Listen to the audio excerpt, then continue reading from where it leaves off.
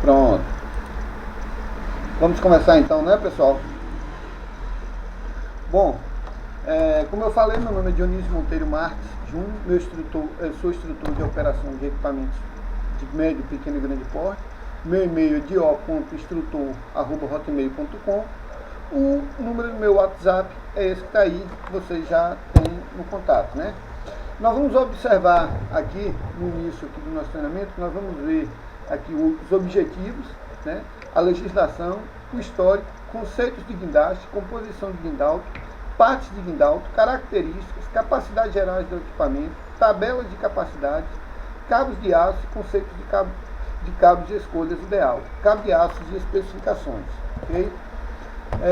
Cabo de aço, especificações visuais, cabo de aço, especificações gerais, cuidados especiais, substituições, acessórios, lubrificações, travas de segurança com operação de guindaltos, operações de precauções, operações de cuidados ambientais, máquinas de responsabilidades com pessoas, o que o operador deve evitar a operação errada com consciência.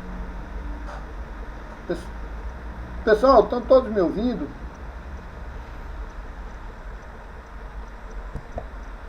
Pronto. Tem alguém conversando aí que está interferindo. Por favor, feche os microfones para não interferir. Objetivo: capacitar participantes e operar o guindalto, o braço hidráulico acoplado em veículos automotores. Aperfeiçoar o profissional para atender as necessidades específicas da empresa e da legislação em vigor. Reciclagem e familiarização na operação de equipamentos para prevenir eventuais acidentes em decorrência da utilização incorreta, né? A legislação, nós vamos trabalhar em cima hoje da NR11, que é a portaria 3.214 de 1978, certo? Que ela fala sobre transporte, movimentação, armazenagem e manuseio de materiais ou cargas, juntamente com a NR12, que também fala praticamente a mesma coisa, só que a NR12 ela pega 5 ou 6 artigos só e para. A NR11 não, ela destrincha tudo isso aí sobre movimentação, armazenagem e manuseio de materiais.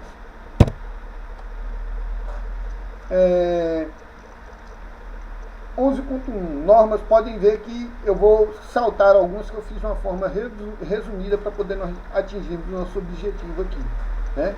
11.1 normas de segurança para operação de elevadores e guindastes, transportadores industriais e máquinas de transportadoras, né? 11.1.3 os equipamentos utilizados na movimentação de materiais, tais como os acessórios, elevadores de carga, guindastes, montacargas, pontes rolantes, talhas, empilhadeiras, guinchos, esteiras rolantes, transportadores de diferentes tipos, serão calculados e construídos de maneira que ofereçam a necessária garantia de resistência e segurança, conservando em perfeitas condições do trabalho. O que é que diz ela aqui? Que todos esses equipamentos de guindar, elevar cargas, estão assegurados dentro dessa NR, né? Onde nos fornece alguns, digamos, POPs, procedimentos operacionais padrões, para que eu possa garantir a operação eficaz do equipamento, para que garanta que o operador e demais envolvidos tenha a sua atividade concluída e retorne para seu lar com a sua integridade física garantida. É basicamente isso que ela fala na legislação, né? Aí fala alguns artigos também, tais como os aspectos civil e criminal de acidente do trabalho, artigo 132 do CP, do Código Pune por simples exposição a título de perigo para a vida da saúde do trabalhador, né? Artigo 19 da Lei 8.213 de 1991 do INSS pune com multa a deixar empresas de cumprir as normas de segurança e higiene do trabalho em condições de riscos graves ou iminentes no local de trabalho. Será lícito ao empregador interromper suas atividades sem prejuízo de qualquer direito a ter a eliminação do risco, né? Aí entra uma questão que tem muito, vai estar desde a NR1 a NR37, que é a última NR confeccionada, em todas as NR tem esse artigo, que é o direito de recusa. certo? Vocês têm o direito de recusa de fazer uma atividade, desde que ela exponha vocês a risco iminente à integridade física de vocês ou de terceiros, ou colegas de trabalho que estejam ali ao redor de vocês. Isso garante para vocês o direito de recusa. Ele está na NR 22, está na NR 11, está na NR 12, está na NR 13, na NR 15, na 17, em todas as NRs. Tem lá o direito de recusa, né? Então, esse direito é exercido pelo colaborador todas as vezes em que permitir, né, ele ascender, ele descobrir que determinada atividade põe em risco a sua integridade física. Então ele tem o direito de se recusar a fazer. E como que eu utilizo isso, Dionísio? É aí que está o problema, porque geralmente quando você diz, eu não vou fazer isso aqui porque isso aqui me põe em risco. O nosso encarregado, nosso supervisor, nosso gerente, o dono da obra, seja lá, ele reclama. Mas o cara não quer trabalhar. E nós temos a obrigação de mostrar para ele que nós não queremos trabalhar. Simplesmente essa atividade expõe em risco a minha integridade física ou de meus colegas. Aí eu tenho que mostrar para ele e sentarmos juntos com o técnico de segurança, com o responsável por a obra, com o engenheiro, seja lá quem for o responsável, sentarmos juntos e decidirmos como fazer essa atividade. Estou claro? Todo mundo está ouvindo aí, pessoal? Bom, então vamos dar continuidade. Lei 6.514, de 22 de 12 de 1977, artigo 157, que cita a responsabilidade da empresa e do empregador. Norma regulamentadora 11, transporte, movimentação, armazenagem e manuseio de materiais, né, nos equipamentos de transporte de força motriz própria, o operador deverá receber um treinamento específico da empresa, o qual habilitará ele na função. Norma regulamentadora 18, condições de meio ambiente de trabalho, indústria e de construção, item 18.14.2, item 18.22.6, 18.37.4 e 18.37.5. Também falam a mesma coisa. Se nós formos ver aqui, são as mesmas coisas que vão falar. Todos os equipamentos de movimentação e transporte de materiais e pessoas só devem ser operados por trabalhadores qualificados que terá sua função anotada em carteira de trabalho, CTPL, considerando-se trabalhadores qualificados aqueles que comprovem perante o empregador capacitação mediante curso ministrado por instituição privada ou pública, desde conduzido por profissionais habilitados ou ter experiência comprovada em carteira de trabalho e pelo menos 6 meses na função. Ou seja, todas essas mesmos parágrafos aí falam a mesma coisa que eu já falei ali atrás, que todos vocês têm que ser, todos nós temos que ser treinados, capacitados e habilitados a operar. Senão, não podemos estar ali. Não é qualquer um que pode chegar lá, porque fulano acha bonitinho o MOOC, porque esse crânio é amigo do encarregado, vai simplesmente pegar o equipamento e operar. Não pode.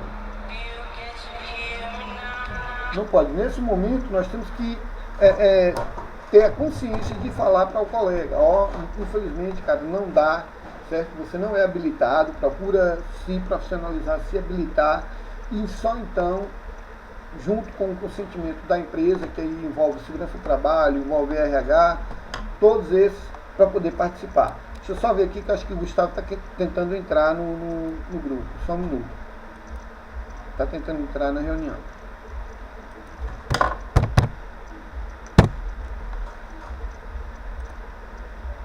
Então, pessoal, é basicamente isso que eu venho falando.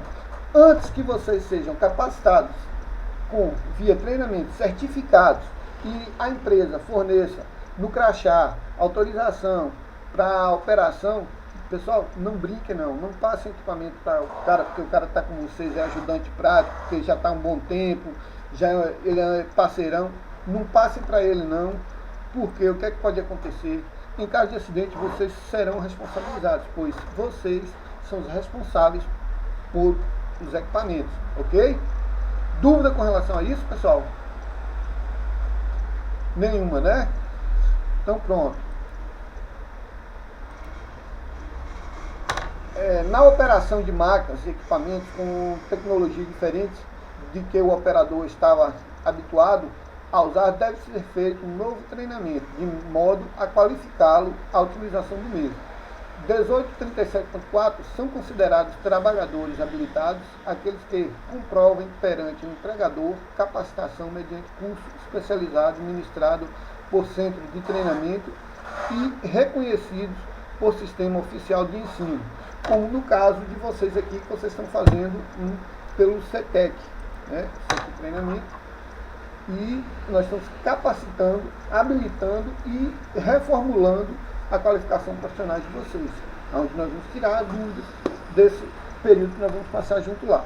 O guindaste é provavelmente invenção grega ou romana, da qual não existe registros anteriores. Deixa eu só ver quem está tentando entrar aqui. Não existe registros anteriores. Né? Os grandes monumentos e pedras anteriores a essa época, as pirâmides do Egito, por exemplo, foram edificados sem auxílio de nenhum mecanismo de suspensão. Esses mecanismos foram utilizados lá, na época da construção das pirâmides do Egito, foi trabalho escravo, trabalho braçal. Né? E só então depois que veio os famosos pau de cargas e equipamentos depois aperfeiçoados com utilização para guindar, para elevação de cargas ou movimentação de cargas. Guindal é um conjunto mecânico instalado em um caminhão, é movido por circuito hidráulico, cujo acionamento é obtido através de um sistema formado por tomada de força, cardan e bomba hidráulica. Máquina, método de dispositivo mecânico ou orgânico que executa uma ajuda no desempenho das tarefas. Alguém falou aí alguma coisa? Precisando para isso de uma fonte de energia, podendo ser automáticas ou não. Pessoal, tem alguém com o microfone aberto aí e está interferindo, não estou conseguindo falar. Tem duas pessoas aí com o microfone aberto aí, eu preciso que vocês fechem, por favor. Está dando microfonia aqui. O Ednei e o... Deixa eu ver aqui quem é o outro. Aí, pronto, fechou. Beleza. Então, máquinas não automáticas. Ainda tem alguém aí aberto aí. Manuel, por favor, fecha teu microfone aí, Manuel, que tá dando microfonia aqui. Tá ouvindo, Manuel? Manuel não... Manuel, você tá ouvindo aí, Manuel?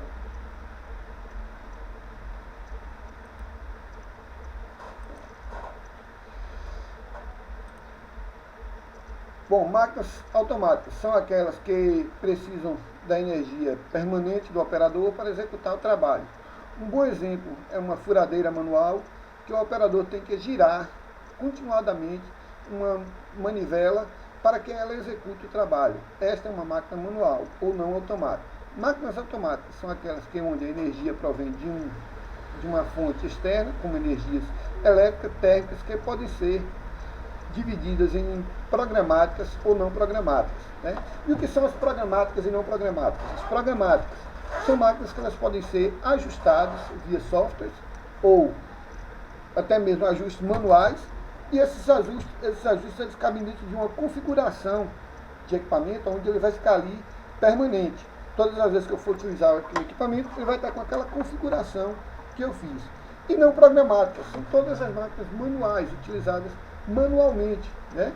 Como não é o caso do guindalto. O guindalto ele é uma máquina programática, porque eu programo o sistema hidráulico ali, eu faço ajustes no sistema hidráulico, calibragens, né, de vasos e pressões, aonde eu vou ter uma programação a ser executada, feita por um mecânico ou por modo manual.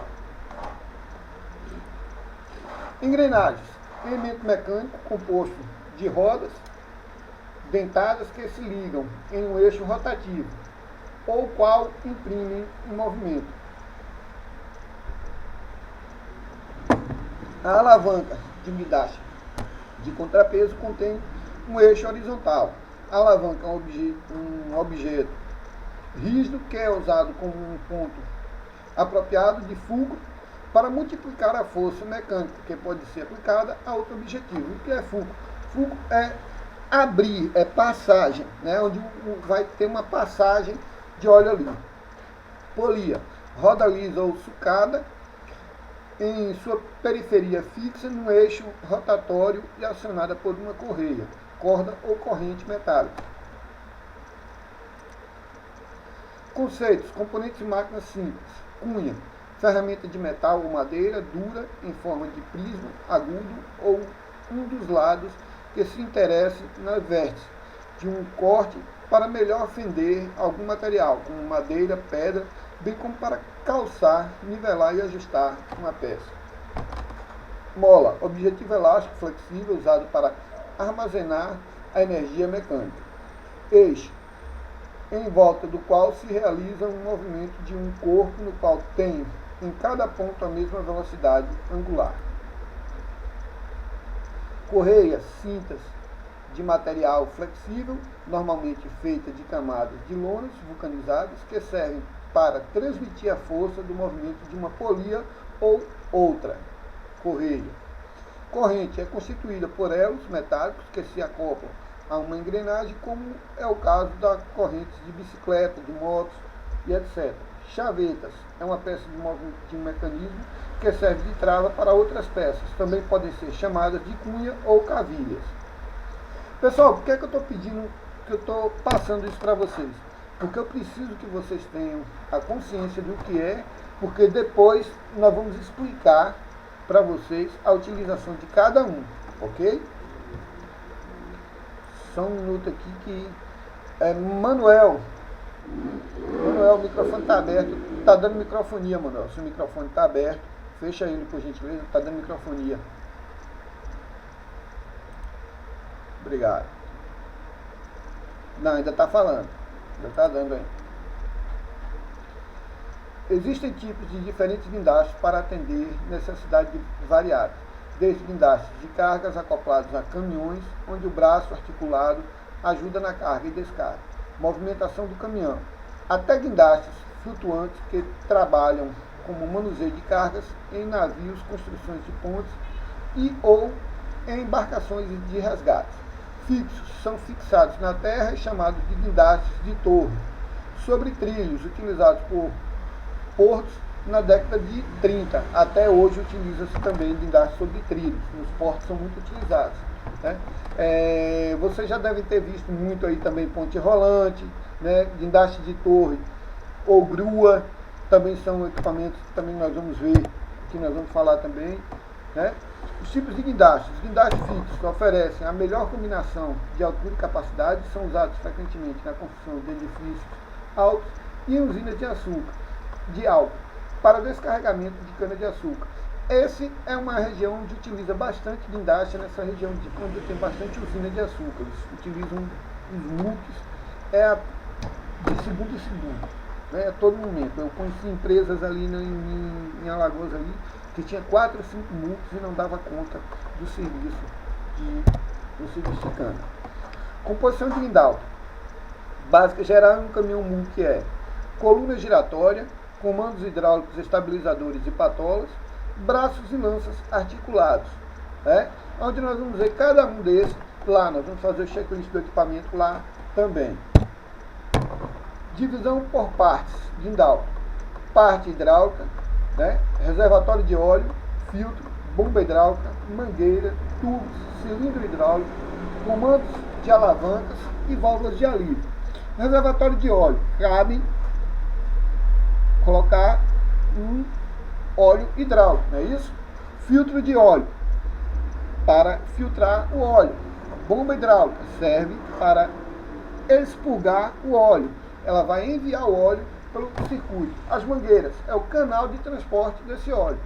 Tubos, canal de transporte desse óleo. Cilindros hidráulicos servem para elevar, né, assim que ele se enche, ele eleva o sistema, eleva a carga, e assim que ele esvazia, ele abaixa a carga. Comandos de alavancas servem para selecionar as atividades, e válvulas de alívio para que todo o óleo restante no sistema recue para o tanque, para o reservatório, né? É nesse momento que eu quero chamar a atenção de vocês para eu falar de uma coisa chamada os tipos de óleo. Vocês conhecem os tipos de óleo que existem no equipamento? Nós temos os óleos quentes e os óleos frios, né? Os óleos quentes são óleos que são elevados a temperaturas acima de 130 graus, né? Os óleos quentes. Os óleos frios, abaixo de 130 graus. Quais são os óleos quentes? Óleos hidráulicos, óleo de motor, qual é o outro? Óleo de transmissão, óleo de caixa de marcha, né? Reservatório, óleos frios, reservatório de óleo do ar-condicionado, reservatório de óleo do sistema de embreagem ou freio, são óleos frios, certo? Reservatório de óleo do combustível, né? Óleo diesel, esse é um óleo frio, mas ele passou para a câmara de combustão, ele passa a ser um óleo quente. Então, preciso que vocês tenham atenção na hora da prova lá. No final, nós vamos fazer eu vou elaborar uma provazinha, nós vamos responder essa prova e eu preciso que vocês tenham atenção com relação à resposta lá, ok?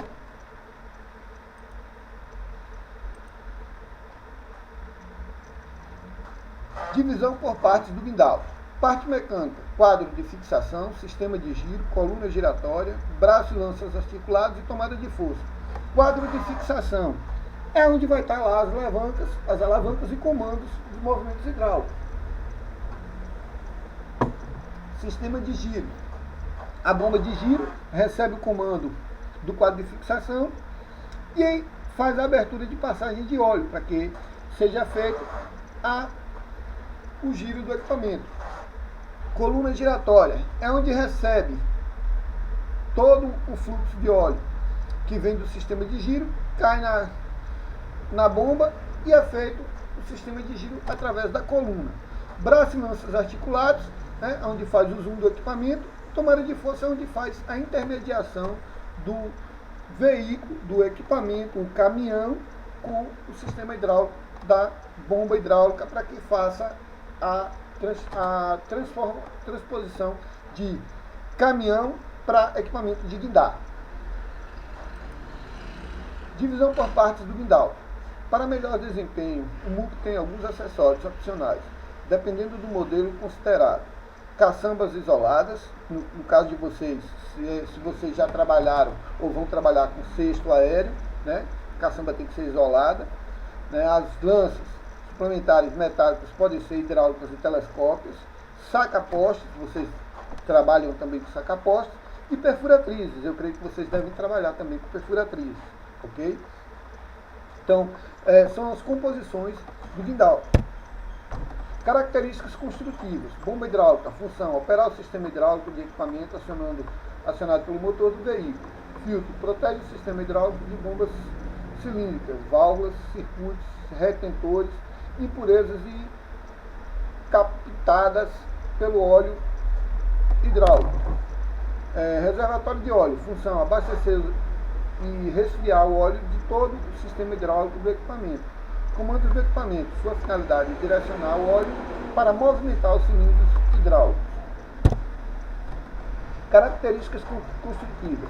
Mangueiras são confeccionadas com borrachas sintéticas, malhas de aço resistentes a alta pressão.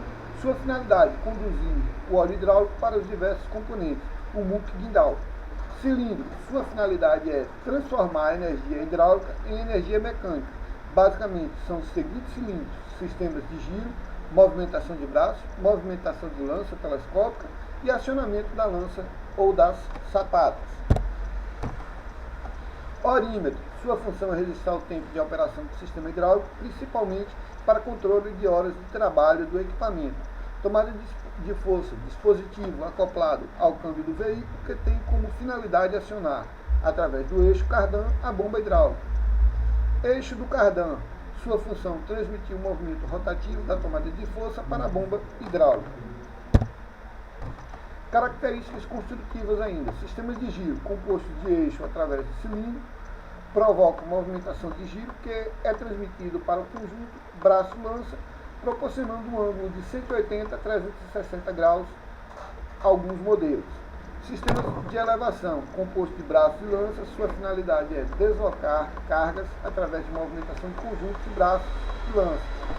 é acoplado à coluna de uma articulação e dotado de cilindros, responsável pelo seu movimento. Lança externa está acoplada a braço através de uma articulação e dotada de cilindros que permitem sua movimentação. Berço faz parte do sistema de recolhimento do equipamento, serve de apoio para a lança no transporte. Sistemas de apoio. Estabilidade dependem dos sistemas, que é proporcionado por dois pés hidráulicos, chamados sapatas de apoio, que estão dispostas a uma distância variável entre si. Dependendo do modelo do equipamento, sua função é ativar a suspensão do veículo. Além dos pés hidráulicos, é utilizadas umas sapatas com hastes prolongadas, cuja finalidade é aumentar a estabilidade do veículo no equipamento. Bom, até aqui, vocês têm alguma dúvida, pessoal? Se tiver alguma dúvida, alguém abre o microfone e fala ou pergunta.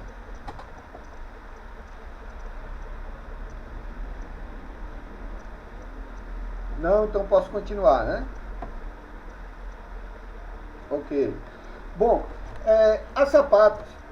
Oi, pode. Oi. Boa noite.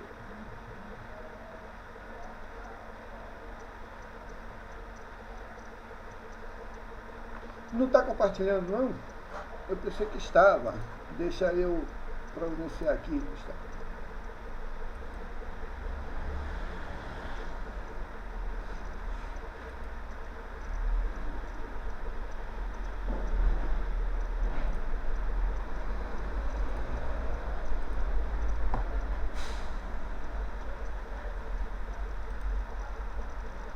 Pronto, foi agora?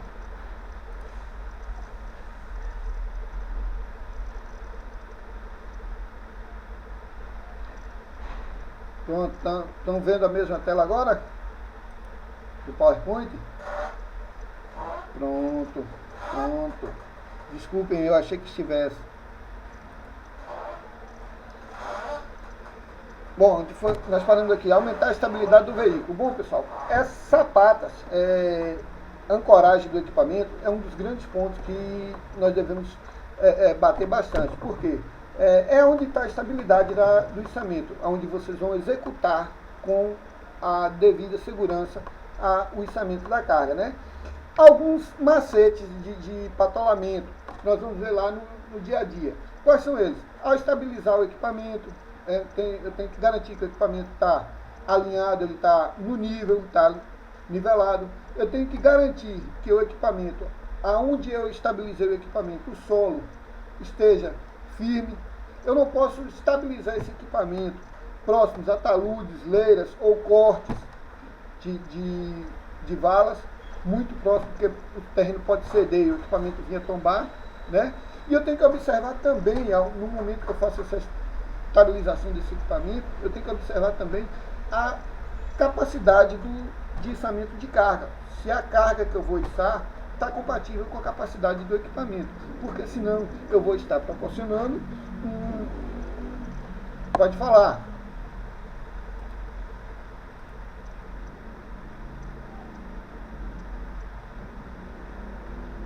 Não está aparecendo os slides, não?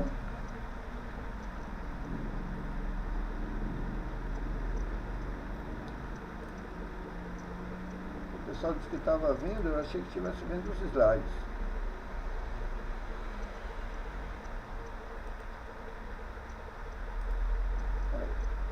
Deixa eu abrir novamente.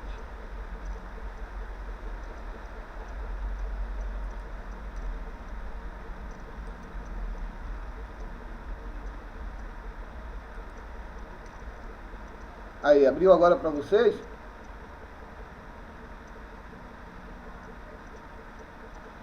Está carregando. Agora está ok, né? Pronto. Então vamos voltar aqui.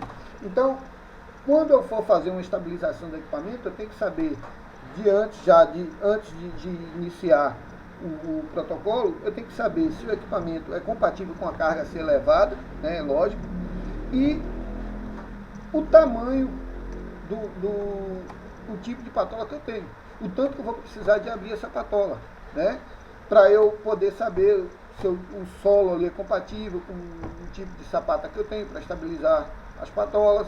Então, é preciso que vocês tenham conhecimento a respeito disso. E isso nós vamos ver lá na prática. Lá nós vamos conversar bastante a respeito disso aí na prática.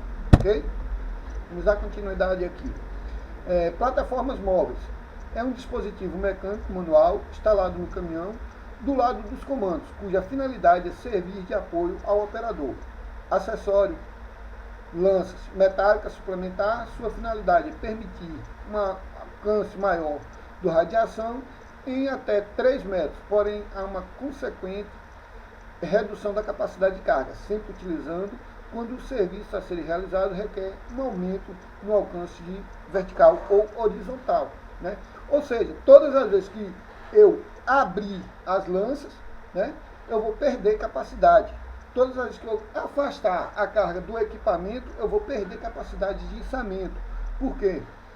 Eu vou ter um grande fluxo de óleo, vou exigir mais do equipamento, da bomba hidráulica, do sistema hidráulico do equipamento, um grande fluxo de óleo para fazer a elevação dessa carga.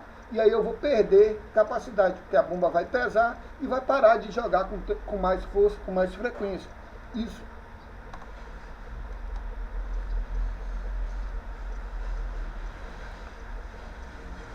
Todos estão me ouvindo?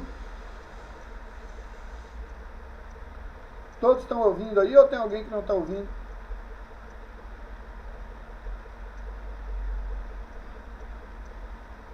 Pronto. Então é alguém aí que não está... que os outros estão ouvindo.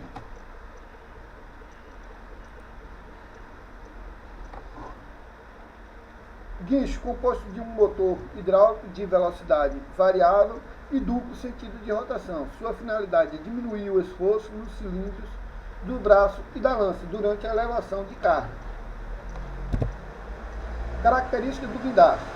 Indiferentemente das características peculiares, todos os guindastes seguem alguns princípios mecânicos que ilustram o uso ou mais da máquina, simples para criar uma vantagem mecânica. Exemplo, alavanca, polias e rodanas e cilindros hidráulicos. Aí são dispositivos de auxílio que vocês podem ter para ajudar no içamento da carga. Capacidade geral do equipamento. Todo equipamento possui uma tabela de carga, onde para determinar a capacidade do equipamento são considerados os raios de operação e peso do material a ser movimentado. A altura. Em uma análise mais criteriosa, também são considerados itens como centro de gravidade do material, tipo do terreno, uma série de outros itens que devem ser levados em consideração. São esses itens que eu acabei de falar com vocês, né? A título de informação, em um estaleiro a guindaste com mais de 120 metros de altura que suspendem 1.500 toneladas numa única operação. Capacidade do equipamento de guindar. O guindalto foi projetado para suportar determinados esforços que não devem ser ultrapassados de maneira nenhuma. Cuidados especiais devem ser tomados pelos operadores nas execuções dos diversos tipos de trabalho, de maneira a preservar a integridade física do equipamento.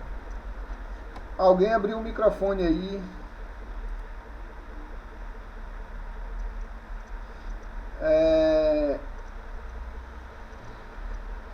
Marcílio está com o microfone aberto, eu não estou conseguindo.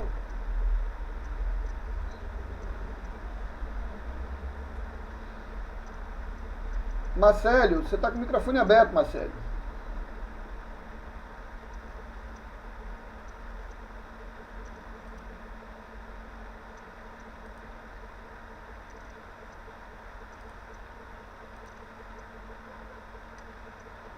Estão me ouvindo aí, pessoal?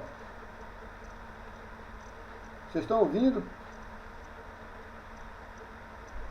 Se estiver ouvindo aí, dá o positivo aí que vocês estão ouvindo.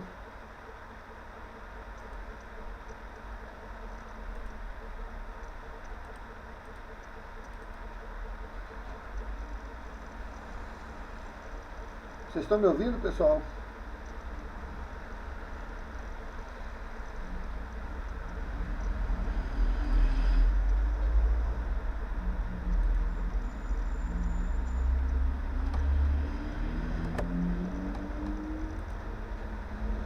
Bom, vamos dar continuidade.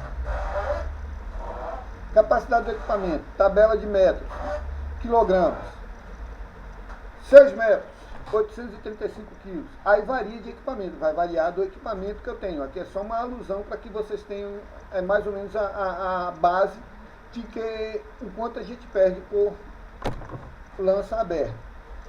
6 metros de lança, eu vou perder 835 quilos. 5 metros de lança, 1000 quilos. 4 metros, 1.250 quilos. 3 metros e meio, 1.400 quilos. 3 metros, 1.650 quilos. 2,5 metros, 2.000 quilos. E 2 metros, 2.500 quilos. 1.500 metros, 3.000 quilos carga máxima. Essa é um guindaste para capacidade de 3.000 quilos. Então, cada comportamento da lança, cada vez que eu abro a lança, eu perco capacidade. Essa capacidade, uma vez perdida, não tem como compensar de outra forma.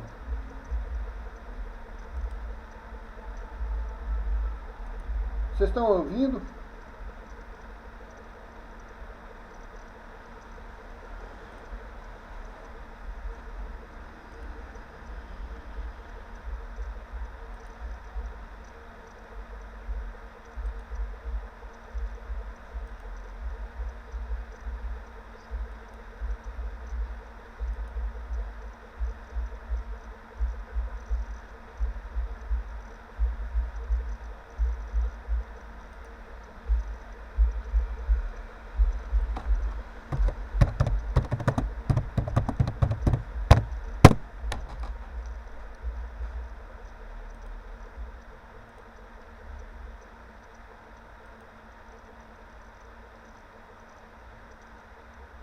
Oi, vocês estão me ouvindo?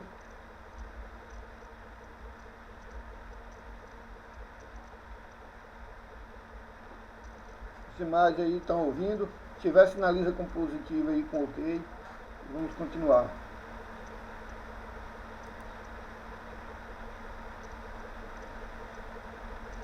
Tá vendo os slides também?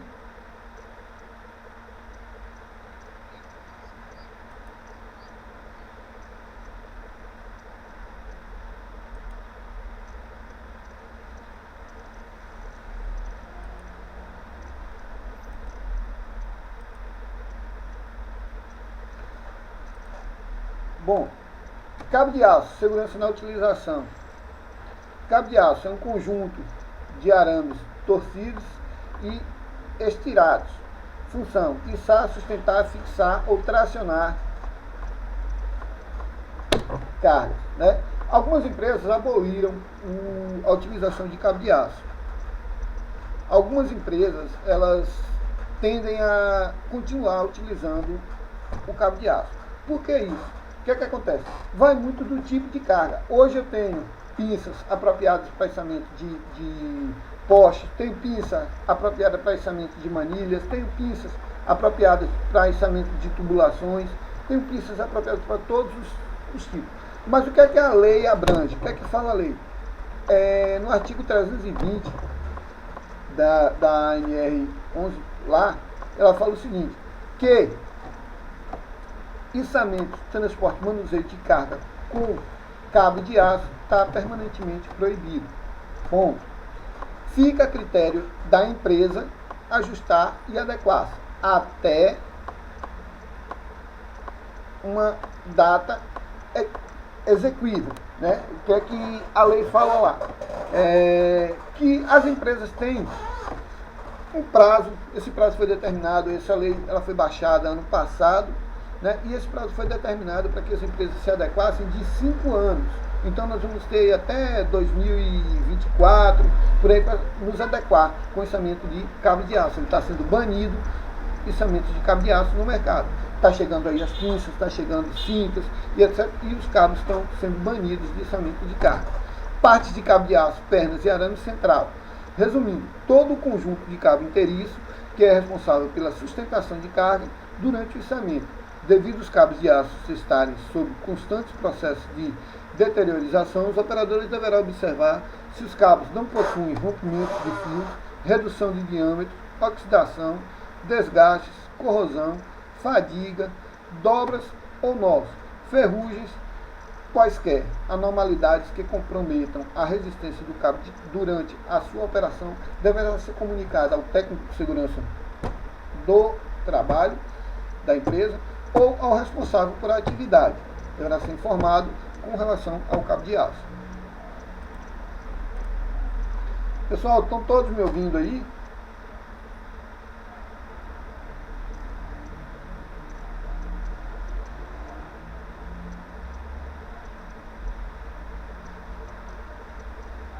Não, beleza.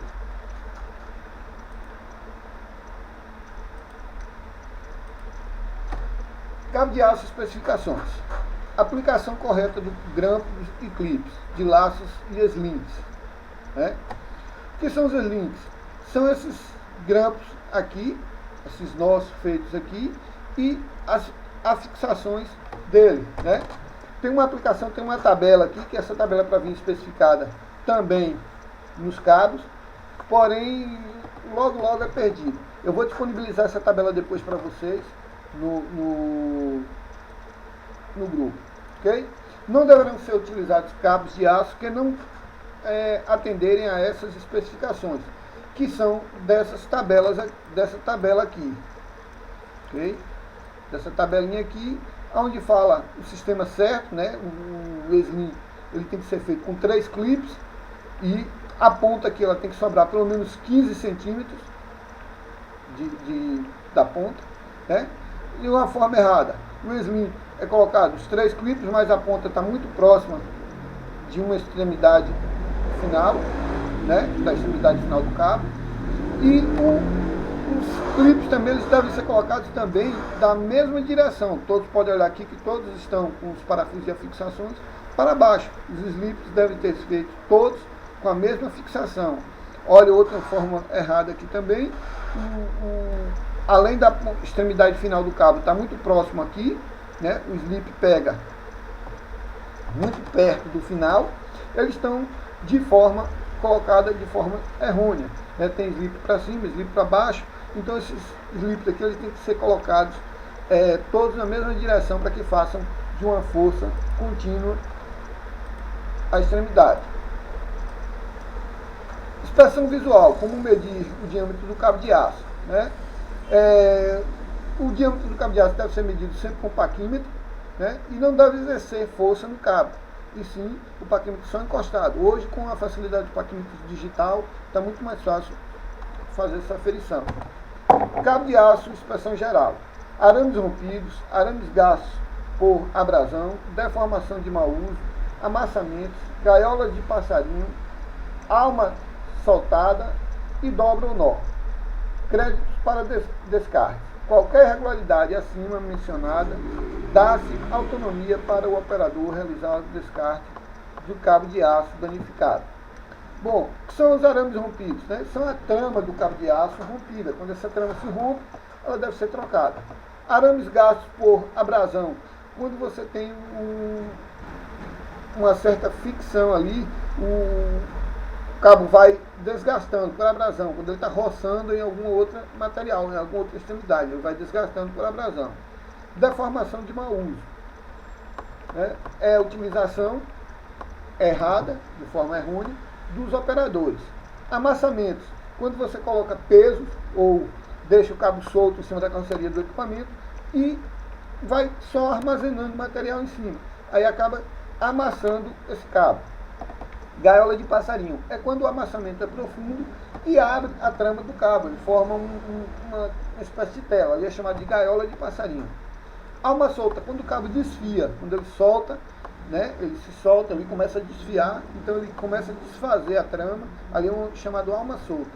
E dobra ou nó é quando ele dá quando você dá uma dobra que você consegue amassar ali e faz um nó, faz um marco ali, e ele é considerado como dobra ou nó.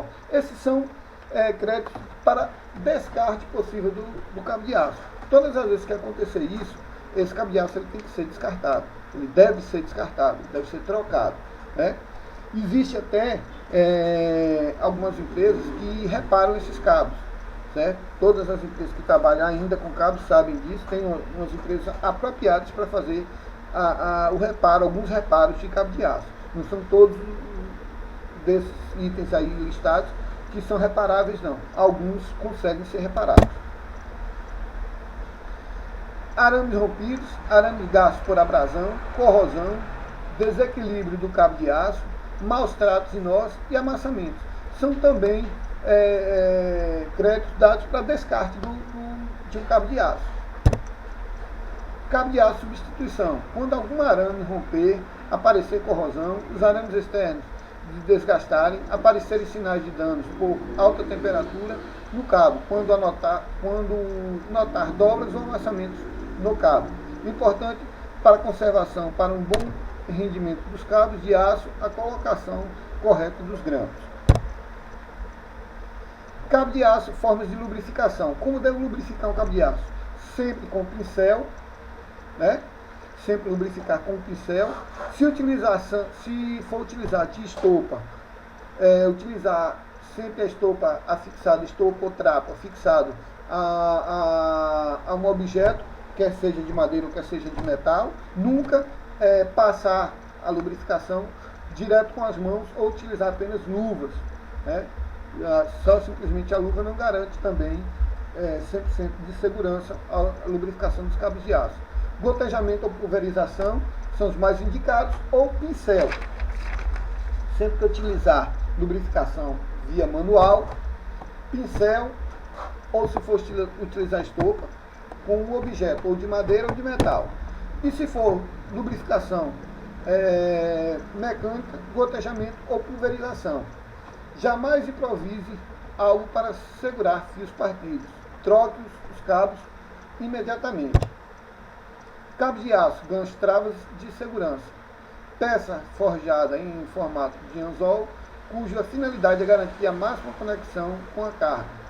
Antes de realizar a amarração da carga, o operador deverá observar se o gancho gira em torno do tornel distorcedor. Caso o gancho esteja travado, a carga a ser içada poderá girar e imprimir pressão do tornel de torcedor. E torcer os cabos de aço do equipamento. Operação guindaste. Colocar o veículo em ponto morto, freá-lo ou aplicar o freio de estacionamento, né? Acionar a embreagem e engatar a alavanca da tomada de força, colocar-se em posição operacional e verificar o nível de óleo do equipamento. Bom, o sistema de verificação do nível de óleo do equipamento, ele deve ser feito no checklist do equipamento, antes de iniciar a operação, né? Vamos deixar isso um pouco, a parte onde eu vou falar de checklist do equipamento, logo aqui à frente, onde eu vou falar um pouquinho sobre o checklist do equipamento, e vamos passar mais para a parte de operação. Acionar as alavancas das sapatas de tal maneira a apoiá-las sobre o solo até livrar o veículo de qualquer esforço resultante do trabalho. Mas esse apoiar o equipamento, as patolas do equipamento, não é elevar o equipamento. A gente tem visto aí em algumas obras os equipamentos patolados com 20 e 30 centímetros de altura do solo. Pessoal, não precisa disso não. Para eu patolar um equipamento, basta eu aliviar o peso da suspensão. Quanto mais pontos de apoio eu tiver contra o solo, melhor. Então não precisa elevar o equipamento a 20, 30 centímetros de altura, não. Isso aí não vai me dar estabilidade, não, pessoal. Isso aí aumenta mais a instabilidade do equipamento. Não esquecer que as lanças que estão no apoio jamais deverá ser movimentado o giro em primeiro lugar. Utilizar alternadamente as alavancas de braço, lança e giro, possibilitando ao equipamento efetuar os mais variáveis tipos de movimento de carga. Depois de terminado o serviço como guindalto, devemos colocá-lo na posição de apoio, vagarosamente na posição correta. Acionar as alavancas das sapatas de tal forma a recolher inteiramente como precaução. Verificar sempre antes de mover o veículo e as sapatas estão totalmente recolhidas. Pisar na embreagem, desengatar a alavanca da tomada de força. Então, esse é o procedimento operacional padrão para a operação de um caminhão guindalto, um caminhão MUC, né? Não tem muita dificuldade, em aspas, quando a gente fala aqui na parte teórica. Na parte prática, aí existe muito mais coisas a serem avaliadas, onde nós vamos ver na nossa aula presencial amanhã e no domingo, ok? Operação precaução. Atenção especial deve ser tomada para não se movimentar o veículo com a alavanca da tomada de força engatada. Alguns equipamentos vêm com o sistema dotado de não engrenar. Aí são os equipamentos dotados de caixas semiautomáticas ou automáticas. Vem com um sistema adotado de não engrenar se a tomada de força estiver aplicada. Ou quando engrena, só engrena a primeira marcha, não faz a troca para a segunda, terceira e demais marchas. São sistemas de segurança de alguns equipamentos. Aí vai da configuração de compra do equipamento. O MUC guindalte é de fácil operação, entretanto há necessidade de um tempo maior para educar o operador, de maneira a torná-lo apto a usá-lo, nas necessidades mais particulares do seu trabalho. Existem técnicas que você só adquire, você só vão desenvolver com o passar do dia a dia, com o trabalho. O tato ali, quando vocês começarem a operacionalizar o equipamento, vocês vão ter aquele feeling, aquele tato de fazer coisas minuciosas com o equipamento. Enquanto isso, é trabalho de formiguinha, é dia a dia ali, fazendo o básico, fazendo o principal para a execução de uma tarefa. O MUC é o guindalte de fácil operação, entretanto, há necessidade de um tempo maior, né? Como um texto que fala, há uma necessidade de um tempo maior de trabalho com equipamento para você ter essa finalidade, para você ter esse domínio total. Porém, quando fala-se em içamento, manuseio, transporte, movimentação de carga, sabemos que é preciso que eu tenha um certo controle operacional nesse equipamento, pois não dá para fazer içamento com o cara verde ainda, com o cara que ele não tem muito conhecimento do equipamento, que ele não tem muito conhecimento de içamento de carga, não dá para fazer içamento. Né? Então, o tempo é criterioso e também ele nos ensina que precisamos ter o máximo de proeficiência, o máximo de atenção na elevação de carga com equipamentos. Operação de guindalte, ambientes e equipamentos, apoio no terreno, onde eu vou estabilizar esse equipamento. O nivelamento, o equipamento tem sensores de nivelamento, onde pode ser uma simples bússola de nivelamento, tipo um nivelamento de pedreiro, nível de pedreiro, ou pode ser sensores de equipamento que não liberam até içamento de lança, de torre, não liberam giro se o equipamento estiver instável. Raio de giro, onde o equipamento alcança o raio de giro 180 ou 360 graus. Cabos de aço, controles de carga, trabalho máximos e redes elétricas, deslocamentos sem carga e deslocamentos com carga. São técnicas que o operador tem que obter. Vocês, principalmente, que vão trabalhar com áreas energizadas, tem que ter mais tato, tem que ser mais sensível aos movimentos de vocês. Nós vamos trabalhar lá bastante com relação a esses movimentos. Manter a comunicação durante a operação é um dos pontos imprescindíveis. O operador, nós vamos ver logo aqui à frente, ele deve obedecer apenas uma forma de sinalização, onde nós vamos falar de sinalização mais à frente um pouquinho, e de uma pessoa, deve ter um orientador apenas. Ok? Manter a comunicação durante a operação com esse orientador. Esquecer os demais. Sempre tem aquele que diz, mas faz assim, esquece. O seu orientador é fulano então. O que é que nós precisamos? Designar esse orientador antes de iniciar a atividade. Antes de iniciar a atividade já vai ser tudo alinhado, tudo acertado, que é fulano que vai orientar a atividade. E pronto. Assegurar que as cargas serão içadas adequadamente arrumadas de forma conivente com o ambiente de trabalho e com o aspecto da carga. Impedir a permanência de pessoas sobre o trajeto de cargas, isolamentos diários. Interromper a operação quando surgir algum risco de acidentes e fazer cumprir as normas de segurança relativas à movimentação de cargas. O que o operador não deve fazer na operação de guindalte? Não arrastar ou deslocar cargas utilizando sistemas de giro, girar o equipamento em grande velocidade, movimentar o veículo com cargas suspensas pelo MUC e efetuar levantamento de pesos acima da sua especificação. No arrastar ou deslocar cargas utilizando o sistema de giro. É aquele empurrão que você dá às vezes na carga para que ela chegue, para que ela se acomode, não pode fazer isso, nem lateral e nem tampouco utilizando o zoom da lança. Com a carga no solo, presa, fixa no solo, não se faz movimentação nenhuma, nem de torre, nem de braço, nem de lança, nem de giro. Então, girar o equipamento em grande velocidade, todos os movimentos de giro eles devem ser suaves, devem ser executados com suavidade e uma frequência. Uma vez iniciado o movimento, eu não posso estar parando e iniciando novamente. Uma vez iniciado, eu vou executar o movimento até o final da onde eu quero levar a minha carga, até executar a chegada da carga ao ponto desejado. Efetuar levantamento de pessoas acima de especificações, de pesos acima das suas especificações,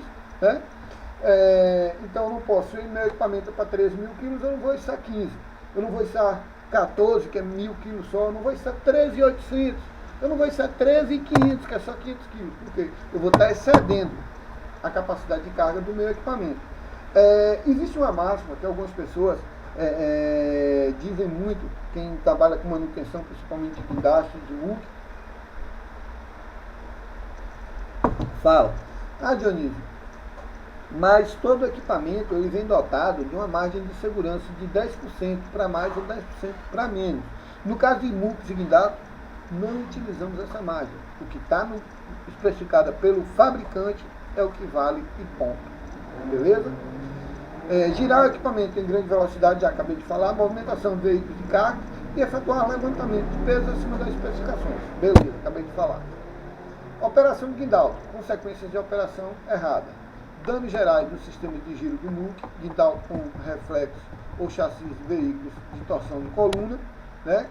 Todas as vezes que você faz uma operação errada, você estabiliza o equipamento de uma forma errada, você issa a carga de uma forma errada, você corre o risco de causar um dano ao equipamento. Algumas situações de chassis são irreversíveis, não tem mais como voltar atrás. Aí está perdido esse chassi. É um prejuízo grande para o equipamento. Abalos gerais, tanto no sistema de ligações, abraços e lanças, de guindaltos. Aí são com relações a pancadas, quando você dá um giro muito rápido e bate em alguma extremidade, ou a carga balança e bate na haste do cilindro e causa dano, causa ferimentos na haste, vai causar fuga de óleo, fuga de pressão e vai causar um movimento voluntário também, quando tem fuga de pressão. O equipamento pode abaixar o peso involuntariamente, mesmo que ninguém esteja operando ali, porque por causa de uma fuga de pressão causada por um arranhão ou por uma avaria no haste de cilindro. Torção da coluna de abalos generalizados no sistema de giro, possível torção de chassis do veículo, estragos generalizados dos componentes hidráulicos e possibilidade de torção de ruptura de sistemas de lanças e tensões de lanças. Esse é o mais preocupante, porque geralmente quando uma lança rompe, vai junto o caminhão. Então tem que ter a sensibilidade de que a minha carga está compatível com a capacidade do equipamento e eu não posso extravasar do equipamento. Eu tenho que respeitar as limitações desse equipamento para que eu não possa causar dano nenhum ao equipamento. Recomendações: colocar o veículo em posição favorável à carga, descarregar evitando dessa maneira o arrasto do material. Isso aí é imprescindível. Eu tenho que colocar o equipamento sempre o mais próximo possível ao ponto final, onde eu quero colocar a minha carga, e eu não posso arrastar, eu não posso puxar essa carga para próximo do equipamento, utilizando de braço ou lança. Em caso em que isso é impossível, a operação simultânea de levantamento e aproximação devem ser efetuados até que a carga esteja próximo ao veículo. Nunca pode ser arrastado a carga ou empurrado a carga. O equipamento deve aproximar ao máximo e fazer quantos içamentos e abaixamentos forem necessários para que a carga chegue no local especificado. No levantamento da carga de cargas elevadas, recomenda-se a utilização de guindalto com lanças recolhidas, mesmo que a carga esteja bem próxima da coluna. Então é sempre bom estar com a carga recolhida, é recomendável pelo fabricante, é recomendável qualquer instrutor, qualquer operador deve saber que a carga, quanto mais próximo da coluna, mais estabilidade ao equipamento, mais força o equipamento eu vou ter, né? Operação e manutenção de guidalto, recomendações de manutenções. Executar sempre a manutenção preventiva, né? Toda empresa tem um plano de manutenção preventiva e esse plano deve ser seguido o mais fiel possível, né? Deve ser efetuado ao final de cada intervalo de trabalho, deve ser desenvolvido em cronograma de manutenção preventiva diária, semanais, mensais ou semestrais, de acordo com o plano de manutenção de cada equipamento. Pessoal, tem alguém ainda online aí? Ou dormiu todo mundo? Como é que tá aí? Todo mundo ouvindo? Beleza. Então vamos continuar. Beleza, vamos continuar. Cuidados diários, verificação de nível de óleo no visor do reservatório, né? Aí nós vamos passar agora para a parte mais importante da nossa operação, que é o checklist do equipamento, né? É quando eu vou especificar, quando eu vou inspecionar o equipamento, quando eu vou fazer uma averiguação do equipamento para ver se ele está adequado para a minha operação, né? É no checklist onde eu digo sempre que é no checklist que está 80% da integridade física do operador, né, ficando os outros 20% para capacidade do operador, para riscos iminentes, para outras variações que podem ter ali. Mas é no checklist que eu quero chamar a atenção de vocês agora, porque o checklist é que vai falar para vocês se o equipamento está apropriado, se está adequado ou não para executar uma atividade, né? O que é que nós devemos olhar no checklist? Primeiro, o checklist do caminhão. O que é que eu vou executar do checklist do caminhão? Eu vou olhar possíveis avarias na suspensão do equipamento, verificar sistema de mola, sistema de amortecimento, né, que são os amortecedores e os feixes de mola, né, balanças, sistema de direção, braços, estabilizadores e embuchamentos, né, sistemas de roldanas, ou seja, os pneus do equipamento, parafusos, quanto à fixação dos parafusos, ou até mesmo quanto à falta de um parafuso sequer impacta na divisão de peso de todo o equipamento. Um parafuso faltante ali, ele está comprometendo os outros dois parafusos adicionais a ele. Dois parafusos seguintes a eles é comprometido quando falta um parafuso apenas no equipamento. Então não deve faltar nenhum. O equipamento deve estar com todos os parafusos de roda, né? Possíveis avarias na jante, na roda metálica do equipamento, né? E vamos passar para a parte de pneu, né? Que é a banda de rodagem, que é a parte que tem contato com o solo, lateral interna, que é a parte que fica para dentro do equipamento, e lateral externa, possíveis avarias, possíveis cortes, possíveis objetos introduzidos no pneu, né? Eu quero deixar bem claro aqui, quero pedir a atenção de vocês com relação a isso. Não, nunca, de maneira nenhuma, de forma alguma, coloquem a cabeça entre o paralama e o compartimento do pneu ali, entre o paralama e o pneu. Nunca coloquem a cabeça ali. Forma de averiguar, fazer o checklist do equipamento. Suspensão é visualizar frontal e lateral, esterça o volante e olha lateralmente e frontal. Vai para frente do caminhão, abaixa e olha. De olhar pneu, se tem corte, frontal também, da mesma forma, lateral. Bater pneu somente com marreta de borracha ou de madeira ou um objeto, nunca bata com a mão, pneu, certo? Feito a verificação de suspensão e pneus, vamos para a parte da carroceria, possíveis avarias na parte da carroceria do equipamento, possíveis avarias na lataria do equipamento, na chaparia do equipamento, para-brisas, vidros laterais e retrovisores, né? Esse é o checklist do equipamento caminhão, né? Parte elétrica, farol, iluminação, esguiche de água, limpador de para-brisas, buzina, pisca, alerta, indicador de intenção, todos devem ser verificados. Feito esse checklist do equipamento do caminhão, vamos fazer o checklist do implemento, do MUC, né? Aí o que é que eu vou olhar? A fixação do grupo giro, né, do implemento do MUC, ou seja, do chassi do MUC no chassi do equipamento caminhão, né? A fixação dele com relação aos tirantes e parafusos, porcas estão todos afixados, né? Nipples, conectores e porcas de mangueiras e tubulações de óleo, nível de óleo hidráulico do muque, né? Filtro, possível obstrução no filtro hidráulico, possíveis trincas em torre, lança e braço, né? Possível trinca no moitão e se a trava de segurança no moitão também está execuível, se está também para ser utilizado.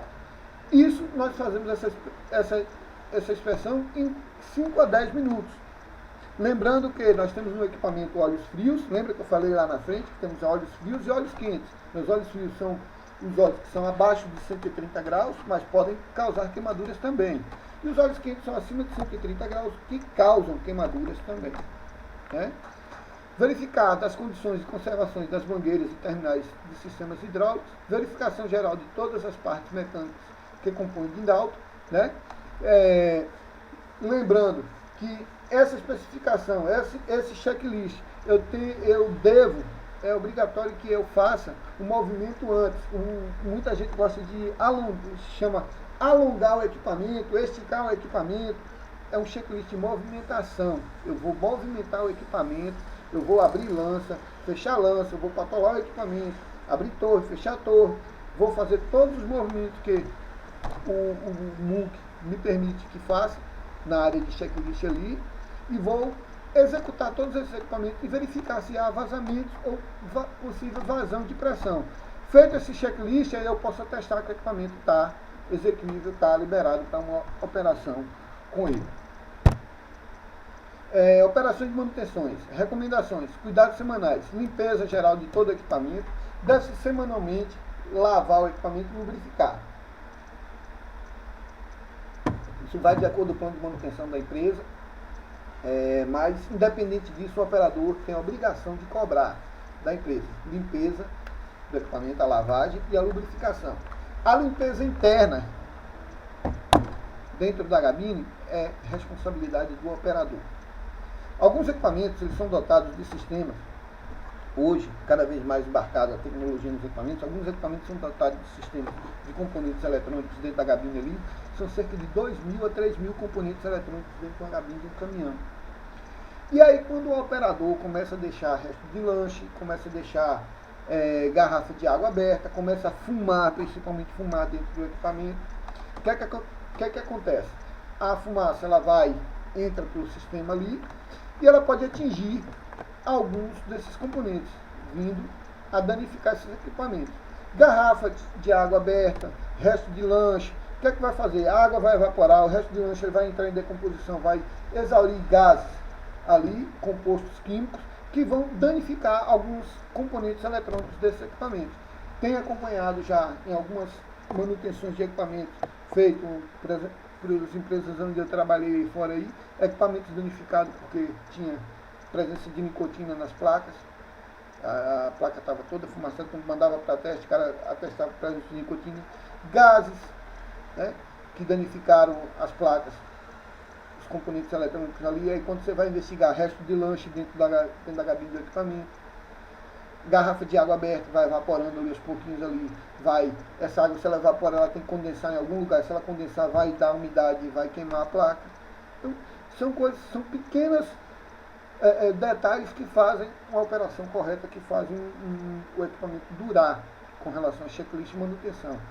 Limpeza de respiro de reservatório de óleos, engraxar todos os pontos de lubrificação, né? São cuidados semanais que o operador tem que ter. E lembrando, a limpeza interior do equipamento é responsabilidade de vocês. Cuidados mensais, verificação de pressão de trabalho, reaperto geral de parafusos e dar atenção aos parafusos que compõem o cardan, que liga a tomada de força, a bomba, as porcas dos grampos de fixação do MUC, próximos aos cilindros de giro. Operação e manutenção, recomendações, guindaltes, cuidados semestrais, né? Verificação de viscosidade do óleo, estado, se está fora da sua especificação normal, ao trocá-lo. Né? Limpeza reservatório de óleo e de filtro. Bom, isso aqui, pessoal, é mais para quem está voltado para a área de manutenção, né? Para eu verificar a viscosidade de um óleo, eu preciso ter uma amostra, fazer uma sangria nesse equipamento, mandar para laboratório, para análise, para ver a viscosidade, para testar se o óleo tem contaminante, se não tem, mas pelo menos a cada 2, 3 meses, a depender da situação do seu equipamento aí, tem que fazer essa aferição. Né? Limpeza do reservatório de óleos e filtros, sempre nas preventivas tem que ser feita. Né? Análise de risco. Né? O que é uma análise de risco?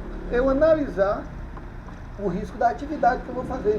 É chamado em algumas empresas de APR, análise prévia de risco. Né? Eu tenho que analisar a atividade ali que eu vou executar, quais os potenciais, né, os riscos potenciais que ela me apresenta ali, e tem que ter a forma mitigadora desses riscos. Né? O que pode acontecer, né, no içamento de carga? Um cabo romper, uma cinta romper, um moitão romper, uma mangueira estourar, a carga cair, o equipamento tombar.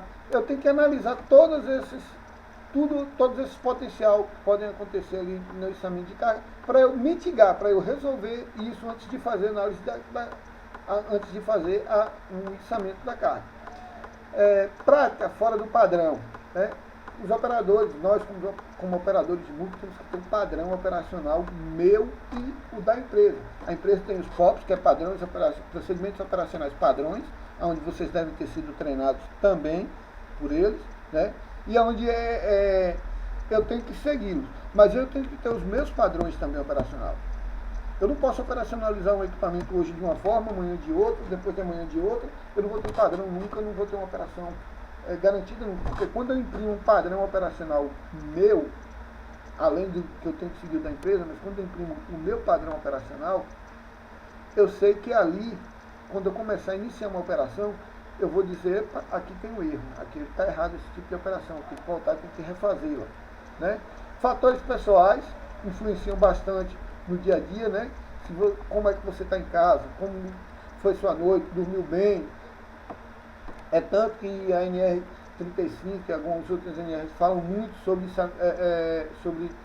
isso, sobre trabalho em altura, fala muito sobre fatores pessoais por isso, porque eu preciso saber como eu estou hoje para operacionalizar o equipamento. Se eu estou bem, se eu tive uma noite boa de sono, se eu estou cheio de problema, se não estou, né? E outros fatores que vêm da operação do dia a dia. Deixa eu dar uma adiantada aqui, senão não vai dar tempo a gente terminar. Recomendações gerais de segurança pessoal. O operador deve estar devidamente qualificado. A operação de manuseio de cargas deverá ser feita somente por pessoas qualificadas. Os sinais convencionais deverão ser conhecidos e praticados. Somente uma pessoa dará sinais ao operador. Só deverá acatar os sinais da pessoa designada. Foi o que eu falei ali atrás, né? Que somente uma pessoa deve orientar o operador. Né? Esses sinais, nós vamos ver aqui mais à frente aqui um pouquinho, né? E eu espero amanhã vocês estarem cientes deles lá. Ok, pessoal? Recomendações gerais de segurança do operador. Deve tomar precauções para que os dispositivos ou equipamentos e materiais não colidam contra outros objetos quando a manobra com carga. Né?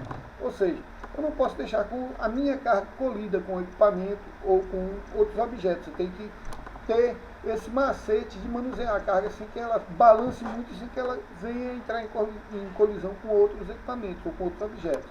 Não é permitido andar ou permanecer sob cargas suspensas ou até mesmo embaixo de cargas suspensas. Né? Quando o guindaste estiver parado, os controles deverão ser mantidos na posição neutra e os freios aplicados. A lança deverá estar apoiada.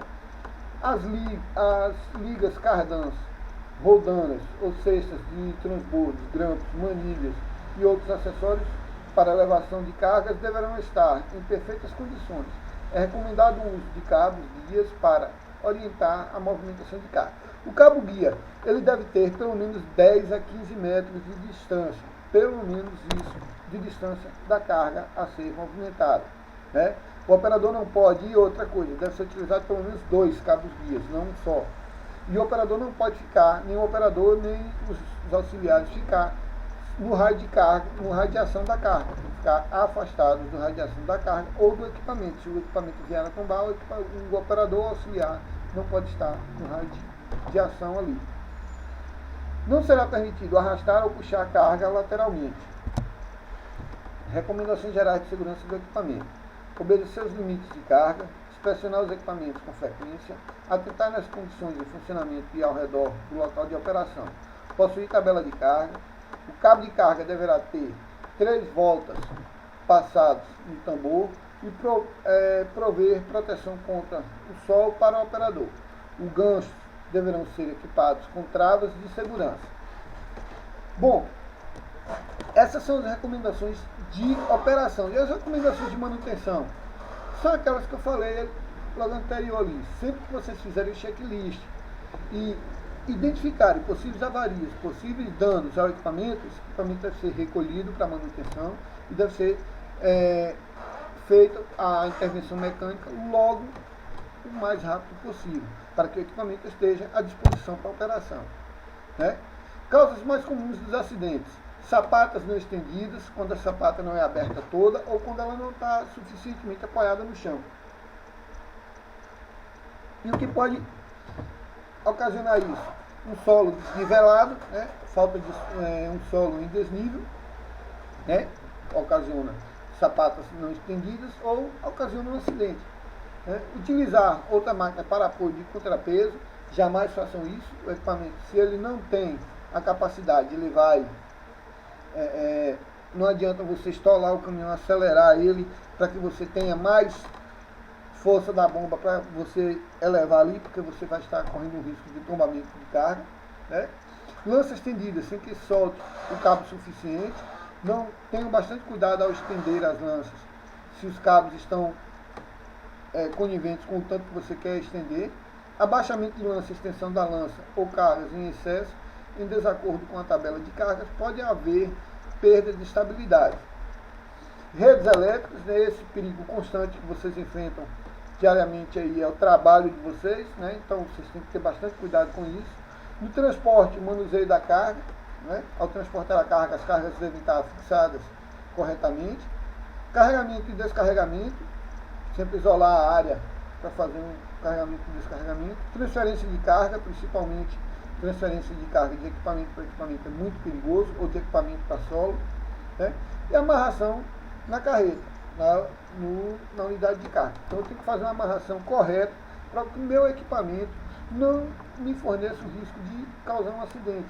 A amarração ela deve ser feita com cintas, cinta catraca, deve ser colocada a cada quina, cada canto vivo, que seja de poste, que seja de container, que seja de manilha, que seja de qualquer objeto que vocês vão transportar. Se tiver canto vivo que possa vir a romper, a cinta deve ser colocada proteção. Né? Existem os clipes de proteção que colocam para que não venha romper a cinta, não venha ter o atrito com o canto vivo ali para que a cinta rompa. Então essa amarração deve ser bem feita e deve ser feita sempre. Nunca transborde carga sem ela estar fixada. Informe-se sobre as condições da máquina que irá operar. Faça o checklist dela. Inspecione a existência de trincas de soldas na estrutura geral. Né? Siga rigorosamente as instruções regulamentares da área. Inspecione a caixa de comandos e botoeiras. Inspecione as condições gerais de limpeza. Movimente suavemente o equipamento. Comunique imediatamente ao líder, gestor ou departamento de segurança qualquer anormalidade encontrada. Não fume enquanto opera o equipamento. Não pratique reversão no mecanismo de tração do guindaste, mesmo que seja para teste. E nunca deixe a carga suspensa. Principalmente isso aqui. Não pratique reversão no mecanismo de tração ou do guindaste. Né? O que é essa reversão? É você girar ela para um lado e você quer dar um freio, você dá um toque nela para ela travar ali. Ou até no içamento mesmo, você vê isso, você quer dar um toque, você dá um toque para baixo para ele travar o toque. Não façam isso, pode gerar um dano no equipamento, pode gerar um acidente. Né? Existem métodos apropriados para testar isso aí. Quando fala que mesmo que seja para teste, existe um método apropriado para teste. São equipamentos que fazem o teste de pressão e vazão e nunca é feito dessa forma, dando truculentos, fazendo movimentos truculentos no equipamento. Nunca deixe a carga suspensa.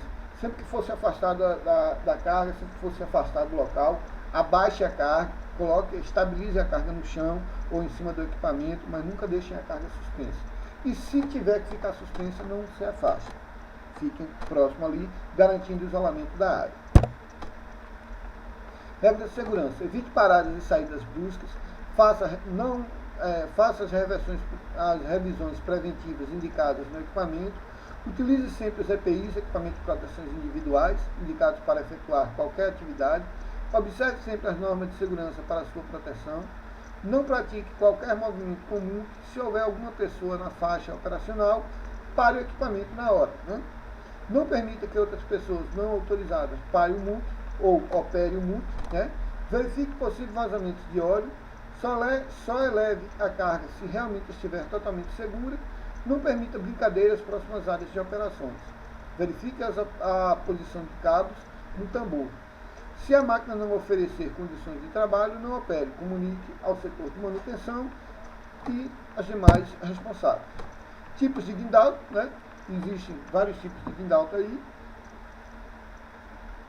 Hoje foi inserido no mercado também o controle remoto de guindalto, Existe o controle remoto de guindalto, cujo o manuseio é mais prático e permite até uma margem maior de segurança, Tipos de guindaste que nós vimos antes, pontes rolantes, acidentes mais comuns acontecer, empinamento ou queda lateral de carga. Isso aí é quando o operador resolve fazer artimanhas com equipamento, achando que já sabe tudo. Bom, aqui são adereços, acessórios para a movimentação de cargas, clips, de um modo em geral, de cabo de aço e cintas, de modo em geral, acessórios para a movimentação de carga, cabo de aço e talhas, correntes elas devem ter 2 pontos de fixação, cabo de aço, eles podem ser inseridos sobre a volta central para içamento, para abraçar a carga, desde que ele seja clipado adequadamente. Gancho de suspensão, chamado também moitão, clips, carretilhas patescas, quando o faz necessário uma carretilha patesca, coloca-se carretilha patesca nela, mas geralmente vem em guindaste, não em multi. E manilhas, que são utilizados para a movimentação e a fixação das cargas. Bom, pessoal, chegou aqui a parte de movimentos que eu queria que vocês entendessem. Girar a lança no sentido indicado. O braço esticado, os dedos juntos, eu vou girar a lança para o sentido indicado do braço. Parar a operação, o movimento com a ponta dos dedos circulatório, eu vou estar pedindo para parar a operação. Emergência, pare, eu vou abrir os 2 braços e girar as pontas dos dedos. Pare o deslocamento da máquina, eu vou esticar o braço para frente com a palma da mão mostrada para frente do operador. Amarre tudo, eu vou cruzar o dedão polegar, com o polegar assim e fechar as duas palmas de mão fechadas. Movimentar a máquina no sentido solicitado. Eu estou pedindo a atenção do operador. Eu bato com o polegar esticado, eu bato em cima da outra mão, mostrando para ele que eu estou pedindo atenção para ele. Curvar à esquerda, eu vou fechar, cerrar um dos punhos, colocar na altura do peito e levantar o braço que eu quero, para que lado eu quero que ele curve. Se for para a esquerda, o braço esquerdo. Se for para a direita, o braço direito. Estender a lança, eu vou com os 2 polegares sentido fora, ou seja, os 2 polegares abrir lança, eu vou pedir para abrir lança, e com os 2 polegares indicados contra eles, um apontando para o outro, eu vou fechar a lança. Elevar a carga suavemente com o dedo indicador para cima, eu vou girar suavemente ele, pedindo que eleve. E para baixo com a mão, a palma da mão, os dedos juntos, pedir que abaixe. Usar o cabo principal, aí é para guindaste, também essa sinalização é universal. é para guindaste, usando o cabo principal, eu vou apontar com os dois dedos na cabeça, né? Usar o cabo auxiliar, eu vou colocar a palma da mão no cotovelo esquerdo e com o punho cerrado mostrar para o operador. Elevar a lança, eu vou com o polegar esquerdo ou o polegar direito para o lado que eu quero que eleve. Abaixar a lança, eu vou elevar o polegar esquerdo ou o polegar direito para o lado que eu quero que abaixe a lança.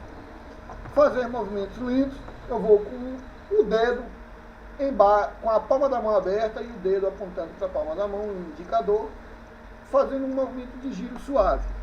Elevar a lança e abaixar a carga. Eu vou fazer movimento com o polegar aberto e a palma da mão suave, um movimento giratório com as pontas dos dedos. Baixar a lança e elevar a carga.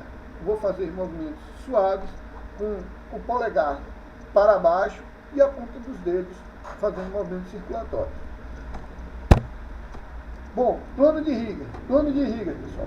Plano de riga é mais utilizado quando você vai fazer operação com guindaste. O que é o riga? É o cara que ele faz o plano para que seja feito o içamento de carga. Ele tem que ir lá no local, ele tem que fotografar o local, ele tem que saber o peso, tamanho, largura, altura da carga, peso, tamanho, altura, largura de cabos de içamento, local da base onde vai estabilizar a carga, quantas pessoas estão envolvidas, tem que aferir pressão de todo mundo. Aí um plano de riga é feito geralmente por um cara que ele tem CREA ou um engenheiro ou um técnico profissional em riga, né? Esse é o movimento, geralmente isso aí é feito com guindaste, quando você vai guindar, né? A utilização de MUC é menos exigido um plano de riga. Algumas empresas até exigem. A Petrobras, por exemplo, exige o plano de riga para os operadores e os auxiliares de MUC. Os demais até que não exigem não. Aí é mais para guindaste. Mas se faz importante saber que é um rigger que faz todo o plano para ser elevado uma carga. Ele faz os movimentos, ele vai desenhar o plano, fazer tipo um projeto e vai passar para o operador. E o operador tem que seguir aquele plano à risca para poder o içamento ficar correto. Do mais, pessoal, alguma dúvida que vocês queiram tirar?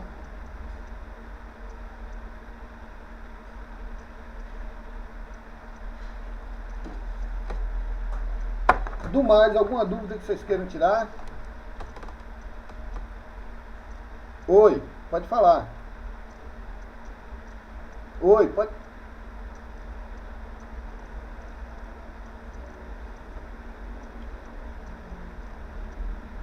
Sim, sim. Na hora prática lá eu vou estar lá com vocês para nós fazermos junto lá. Alguma dúvida?